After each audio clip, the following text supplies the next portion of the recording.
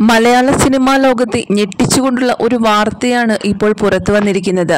പ്രശസ്ത മലയാള ചലച്ചിത്ര നടൻ നിർമ്മൽ ബെന്നി അന്തരിച്ചു. ഹൃദയാഘാതമാണ് മരണകാരണം. നിർമ്മാതാവ് സഞ്ജയ് പടിയൂറാണ് നിർമ്മലിന്റെ വിയോഗ വാർത്ത സമൂഹ മാധ്യമങ്ങളിലൂടെ അറിയിച്ചിരിക്കുന്നത്.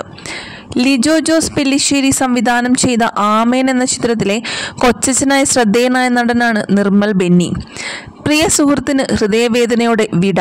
ആമേനിലെ കൊച്ചച്ഛൻ എൻ്റെ ദൂരം സിനിമയിലെ കേന്ദ്ര കഥാപാത്രം നിർമ്മലായിരുന്നു. ഹൃദയാഘാതം മൂലം ഇന്ന് പുലർച്ചെയാണ് അദ്ദേഹത്തിൻ്റെ മരണം സംഭവിച്ചിരിക്കുന്നത്. എൻ്റെ പ്രിയ സുഹൃത്തിൻ്റെ ആത്മാവിന് നിത്യശാന്തി ലഭിക്കട്ടെ എന്ന് സർവീശ്വരനോട് പ്രാർത്ഥിക്കുന്നു.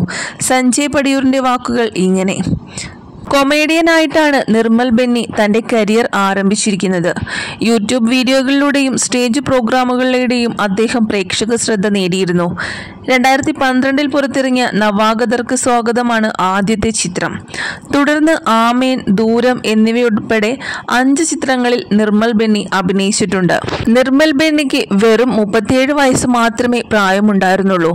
തൃശൂർ ചേർപ്പിലെ വസതിയിൽ അവശനിലയിൽ കണ്ടെത്തിയ നിർമ്മലിനെ ഇന്ന് രാവിലെയാണ് ആശുപത്രിയിൽ പ്രവേശിപ്പിച്ചത്. സ്റ്റേജ് ഷോകളിലൂടെയാണ് നിർമ്മൽ സിനിമയിലേക്ക് എത്തിയത്. ഡാ തടിയ, ആമേൻ, ദൂരം തുടങ്ങിയവയാണ് നിർമ്മൽ അഭിനയിച്ച മറ്റു സിനിമ. ആമേൻ എന്ന സിനിമയിലെ പള്ളിയിലച്ഛൻ്റെ റോളിലാണ് നിർമ്മൽ ആദ്യം എത്തിയത്.